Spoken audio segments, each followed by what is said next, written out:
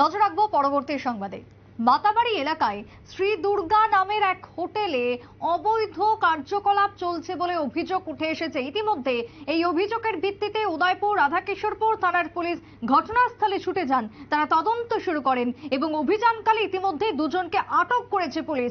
আরো একবার জানিয়ে রাখি, মন্দিরনগর এলাকায় শ্রী দুর্গা নামের একটি হোটেল, শ্রী দুর্গা হোটেলে চলছে একাধিক অসামাজিক কাজকর্ম, অবৈধ কাজকর্ম চলছে বলে অভিযোগ উঠে এসেছে মন্দিরনগরী উদয়পুরের মাতাবাড়ি এলাকার শ্রী দুর্গা হোটেল থেকে। এবং এই অভিযোগ ওঠার পরই পুলিশ যায় সরেজমিনে তদন্ততে।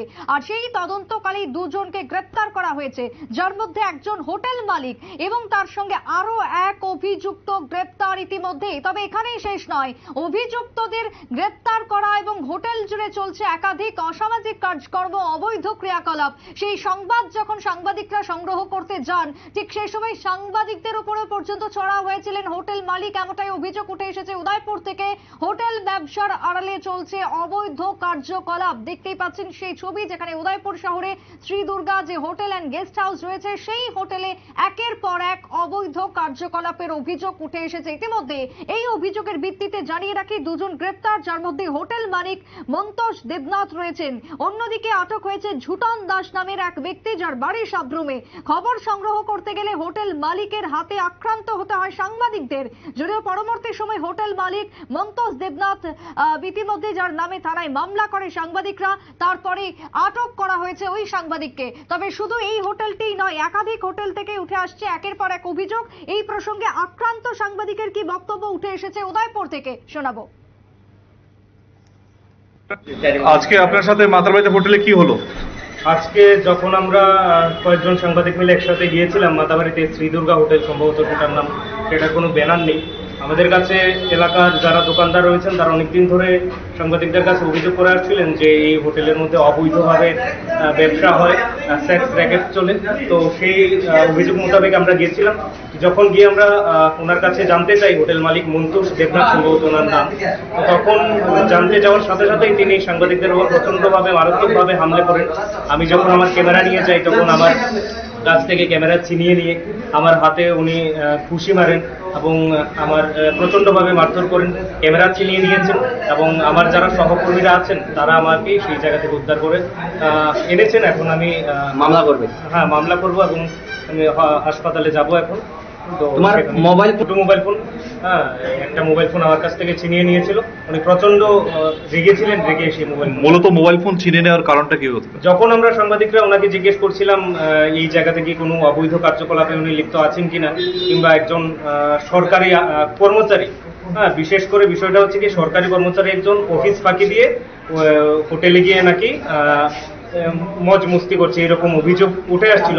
তো তখন যেহেতু একজন সরকারি কর্মচারী, তিনি অফিস ফাঁকি দিয়ে সেই জায়গাতে গিয়েছেন, তার জন্য আমরা গিয়েছিলাম অভিযোগ পেয়ে। কিন্তু হোটেল মালিককে যখন আমরা এই বিষয়ে জিজ্ঞেস করি, তখন উনি তেলে বেগুনে জ্বলে ওঠেন এবং আমাদের উপর হামলে করেন। কোন জায়গাতে হোটেলটা? এখন মাতাবাড়ি। কবে হয়েছিল? আজকে। হোটেলের নাম শ্রী দুর্গা গেস্ট হাউস। এটার কোনো ব্যানার নেই নির্দিষ্ট, আর মালিকের নাম সম্ভবত মন্তোষ দেবনাথ। আপনারা শুনলেন আক্রান্ত সাংবাদিকের অভিযোগ। উদয়পুর মন্দির নগরীকে কালিমালিপ্ত করা হচ্ছে একাংশ হোটেল ব্যবসায়ীদের দ্বারা, এমনটাই অভিযোগ উঠে আসছে উদয়পুর থেকে। কথা বলবো সাংবাদিক এই মুহূর্তে রয়েছেন প্রতিনিধি সৌমেন সেন। সৌমেন দা, উদয়পুরের যে হোটেল থেকে অভিযোগ উঠে আসছে Shri Durga hotel and guest house, সেখানে একাধিক অবৈধ কার্যকলাপ চলছে বলে অভিযোগ। প্রাথমিকভাবে দুজন গ্রেপ্তার। কি সেই জায়গায় অবৈধ কার্যকলাপ চলতো এখনো পর্যন্ত, সেই হোটেলের সম্পর্কে কি জানতে পারছো? দেখো সুপ্রীতি, বেশ কিছুদিন ধরে কিন্তু সংবাদ মাধ্যমে বারবার কিন্তু স্থানীয় দোকানি এবং স্থানীয় যারা লোকজন রয়েছে এলাকার, সেই লোকজন, সুধী নাগরিকজন কিন্তু বারবার অভিযোগ করছে যে মাতা ত্রিপুরা সুন্দরী মন্দির এখানে প্রত্যেক দিন সারা বছর রাজ্যের, বহিরাজ্যের এবং বিদেশ থেকে বহু পর্যটক এখানে আসেন। কিন্তু এই জায়গাটাকে কালিমালিপ্ত করছে একটা অংশের হোটেল ব্যবসায়ীরা। বিশেষ করে আজ যখন দুপুর 1টা নাগাদ খবর আসে যে এখানে অবৈধ কারবার বা এখানে ধরো মধুচক্রের আসর বসেছে, তখন খবর পেয়ে মিডিয়ার ছেলেরা সেখানে যায় ঘটনা কি বিষয় খোঁজ খবর নিতে। সেখানে যাওয়ার পর দেখা যায় Shri Durga hotel and guest হাউসের মধ্যে কিছু অনৈতিক অবৈধ কাজ কারবার চলছে এবং সঙ্গে সঙ্গে কিন্তু মিডিয়া বন্ধুরা জিজ্ঞাসা করে হোটেল মালিককে যে কিভাবে আপনি হোটেল চালনা করছেন এবং যে গাইডলাইন রয়েছে সেই অনুসারে আপনি আপনার হোটেল ব্যবসা চালাচ্ছেন কিনা সেই বিষয়ে প্রশ্ন করলে তিনি কিছুই বলতে পারেননি এবং সঙ্গে সঙ্গে দেখা গেছে কয়েকজন মহিলা চট জলদি করে হোটেল থেকে বেরিয়ে গেছে। এর মধ্যে বেশ কয়েকজন কিন্তু হোটেলের মধ্যে আটকা পড়ে এবং মিডিয়া কাভার করতে গেলে মিডিয়ার এক কর্মীকে কিন্তু ধাক্কা দেয় এবং গায়ে আঘাত লাগে। পরবর্তীতে চিকিৎসা প্রয়োজন মানে হাসপাতালে নিয়ে যাওয়া হয়।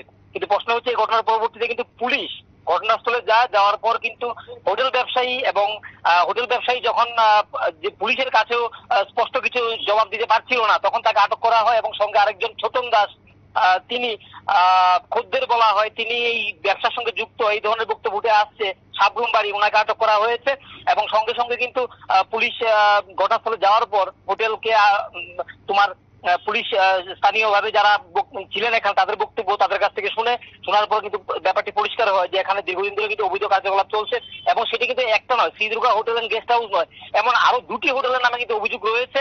পুলিশ বলছে যে আগামী দিনে এই 2টি হোটেল যেগুলির বিরুদ্ধে অভিযোগ আসছে তারা এখনই যদি না শুধরে যায় তাহলে কিন্তু পুলিশ এইগুলি নিয়ে কিন্তু কড়া পদক্ষেপ নেবে। এবং আরেকটা বিষয় সুপ্রীতি বোঝার যে মাদারীপুর মন্দিরে ছবিতে দেখছি যে এই হোটেল থেকে শুধুমাত্র অবৈধ কার্যকলাপ নয়, নেশারও যে একটা রমরমা চলছে সেই ছবিও ধরা পড়েছে এই মুহূর্তে ক্যামেরায়। তার মানে সব রকমেরই কার্যকলাপ চলছিল। একদম নেশা এবং এই যে অবৈধ দেহ ব্যবসা এগুলি কিন্তু এখানে এই হোটেল কয়েকটা তৈরি হয়েছে। এখানে মনে হচ্ছে যে হোটেল ব্যবসার আড়ালে শুধু এই অবৈধ দেহ ব্যবসা এবং সঙ্গে ড্রাগস ব্যবসা বা মাদক জাতীয় ব্যবসাকে তারা কিন্তু প্রাধান্য দিচ্ছে এবং হোটেল দাঁড় করিয়ে রেখেছে। সেখানে কোনো হোটেলের সিসি ক্যামেরা নেই, হোটেলের রেজিস্ট্রি ঠিক মতো মেনটেন করা হয় না, হোটেলে কোনো প্রকারের বোর্ড নেই, হোটেলের ভেতরে বোর্ড ঝুলিয়ে ভেতরে ঢুকিয়ে রাখা হয়েছে বাইরে থেকে। তো বোঝাই যাচ্ছে এখানে আড়ালে কিন্তু হোটেল দেখানো হলেও ভেতরে কিন্তু অবৈধ কার্যকলাপ চালানো হচ্ছে এবং স্থানীয় যারা সৎ ব্যবসায়ী যারা ভালোভাবে এখানে ব্যবসা বাণিজ্য করতে চান তাদের জন্য এটা কিন্তু সুখকর নয়। তারা বারবার অভিযোগ করছেন এবং আরেকটা বিষয় হচ্ছে সুপ্রীতি বলার যে এখানে রাজ্যের বাইরে থেকে বহু মানুষ প্রত্যেকদিন আসেন। এখানে এত বড় একটা বাণিজ্যিক এলাকা, কিন্তু যারা এখানে আসেন পর্যটকরা তারা কিন্তু হোটেলের জন্য কিন্তু উদয়পুর থেকে বিশেষ করে আগরতলার দিকে চলে আসেন এবং যে হোটেলের ডিনার বা হোক বা লাঞ্চ সেগুলি তারা এখান থেকে বেশিরভাগই কিন্তু অন্য জায়গায় তারা প্রেফার করেন, কারণ তারা মনে করছেন এই জায়গার যে পরিবেশটা সেটা কিন্তু এটা কিন্তু ততটা কিন্তু পরিচ্ছন্ন এবং একটা ভালো অবস্থা কিন্তু নেই বলে মনে করা হচ্ছে সুপ্রীতি। একেবারে তাই। এবং সেই জায়গাতে দাঁড়িয়ে এখনো পর্যন্ত হোটেল মালিকের কি কোনো বক্তব্য পেয়েছো কি, তার কি কোনো অভিযোগ যেটা উঠে এসেছে তিনি কি স্বীকার করেছেন? হ্যাঁ, তিনি বলছেন যে এখানে যারাই ব্যবসা করেন প্রত্যেকে এইভাবেই ব্যবসা করেন, বিভিন্ন এলাকা থেকে ছেলে মেয়েরা আসে, এখন তারা জানেন না তারা কারা। কিন্তু পুলিশের বক্তব্য এবং মিডিয়ার বক্তব্য হচ্ছে বর্তমানে সুপ্রিম কোর্টের একটি যে বক্তব্য রয়েছে সেখান থেকে তারা অনেকটা উচ্ছ্বসিত যে পরকীয়া বৈধ বলে তারা প্রচার করার চেষ্টা করছেন, কিন্তু হোটেল চালাতে গেলে যে একটা রেজিস্টার মেনটেন করতে হয় আর ডকুমেন্টস রাখতে হয় সেগুলো তারা কিন্তু কিছুই করছেন না এবং এই এলাকাটাকে একটা বিষাক্ত করার চেষ্টা হচ্ছে এবং আশেপাশে যারা ভালো ব্যবসায়ী সব ব্যবসায়ী রয়েছেন তাদের বা অন্যান্য হোটেল যারা রয়েছেন যারা সততার সঙ্গে ব্যবসাটা করছেন তাদের জন্য কিন্তু সমস্যা হচ্ছে সুপ্রীতি। একেবারে তাই। ধন্যবাদ সৌমেন্না। অর্থাৎ মন্দির নগরী উদয়পুরকে এক প্রকার কালেমালিপ্ত করার জন্য উঠে পড়ে লেগেছে একাংশ ব্যবসায়ীরা।